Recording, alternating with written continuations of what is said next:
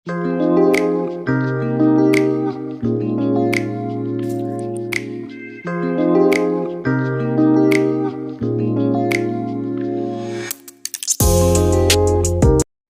అండి, welcome to Adilakshmi వంటలు. ఈరోజు మనం గోధుమ పిండితో గోధుమ బూరెలు ఎలా చేసుకోవాలో చూద్దాం.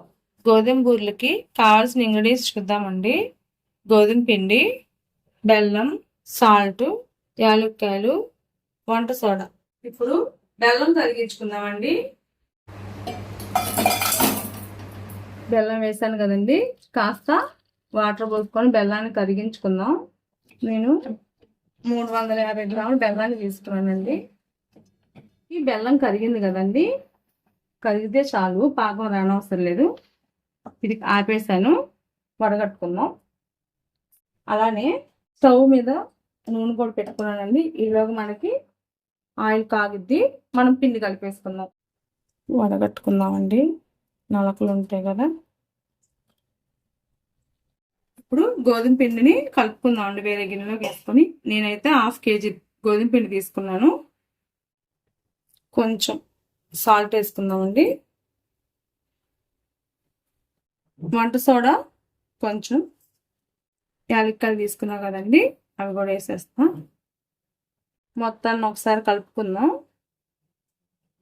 తర్వాత మనం వడగట్టు పెట్టుకున్నాం కదా, బెల్లం కరిగించుకున్నాం, కాస్త కాస్త వేసి చపాతీ పిండిలాగా కలుపుకుందామండి.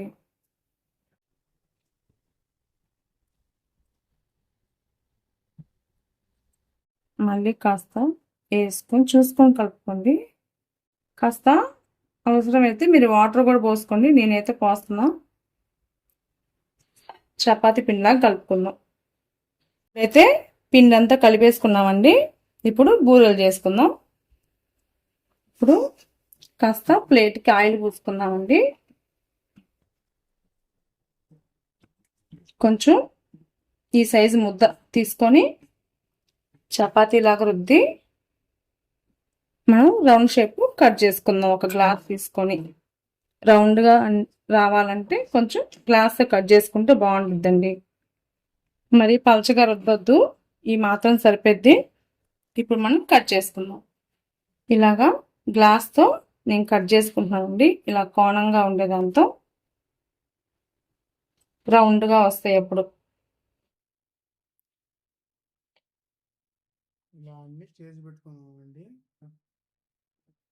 మనం ఇంకో చపాతీ రుద్దుకుందామండి. కాస్త ఆయిల్ రాసుకొని,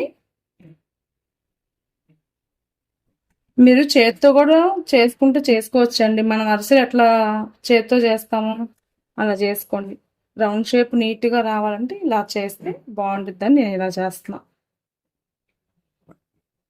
మీకు కావాలంటే కొంచెం బొద్దుగా పొత్తుకోవచ్చు, మరీ లావుగా చేస్తే ఉడకదులేండి.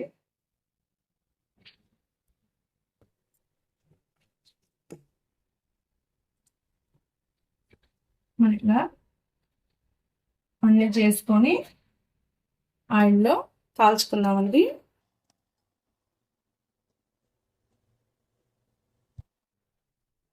ఇప్పుడు అన్నీ ఇలా తయారు చేసుకొని ఆయిల్లో వేసుకుందామండి.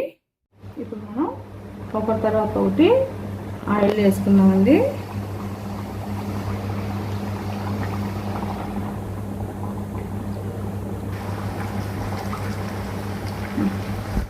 ఆయిల్ కాగింది కదండి, కొద్దిగా సిమ్లో పెట్టుకుందాం.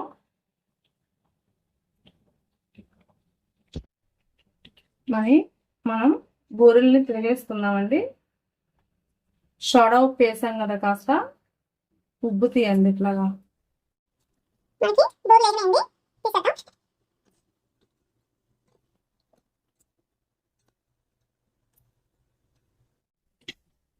అలానే ఇవి కూడా వేసేసుకుందాం.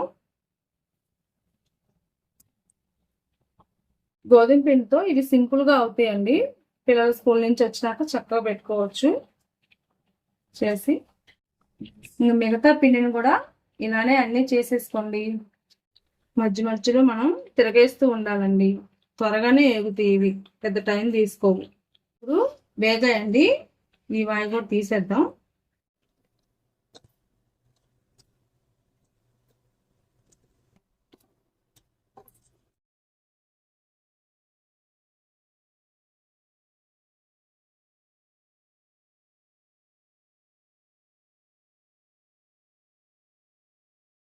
మధ్య మధ్యలో మనం తిరగేస్తూ ఉండాలండి.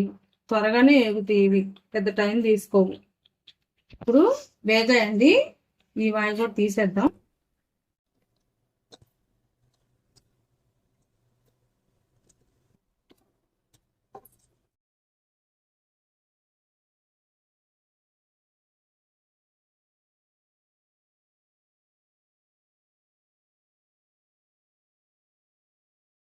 చూసారు కదండి గోధుమ బూరెలు ఎలా చేసుకున్నామో.